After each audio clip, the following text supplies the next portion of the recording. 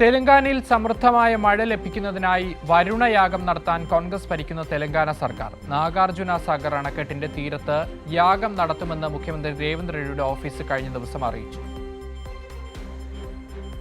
സംസ്ഥാനത്ത് മൺസൂൺ മഴ ലഭിക്കുന്നതിനായി തെലങ്കാനയിൽ സർക്കാർ രാജ്ഭവനിലും നാഗാർജുന സാഗർ അണക്കെട്ടിന്റെ പരിസരത്തുമായി വരുണയാഗം നടത്താൻ തെലങ്കാന സർക്കാരിന്റെ തീരുമാനം. ആഗസ്റ്റ് 10-നാണ് യാഗം നടത്താൻ തീരുമാനിച്ചത്. തെലങ്കാനയിലുടനീളം ധാരാളം മഴ പെയ്യാനും കർഷക സമൂഹത്തിന്റെ അഭിവൃദ്ധിക്കും വേണ്ടി പ്രാർത്ഥനകൾ നടത്തണമെന്ന മുഖ്യമന്ത്രി രേവന്ത് റെഡ്ഡിയുടെ ആഗ്രഹത്തെ തുടർന്നാണ് ഈ തീരുമാനം.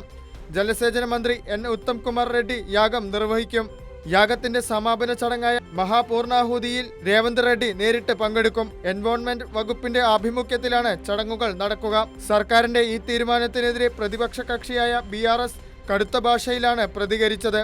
ഭരണപരമായ പരാജയങ്ങളിൽ നിന്നും ശ്രദ്ധ തിരിക്കാൻ വേണ്ടിയാണ് ഇത്തരമൊരു നീക്കം നടത്തുന്നത് എന്നായിരുന്നു ആരോപണം.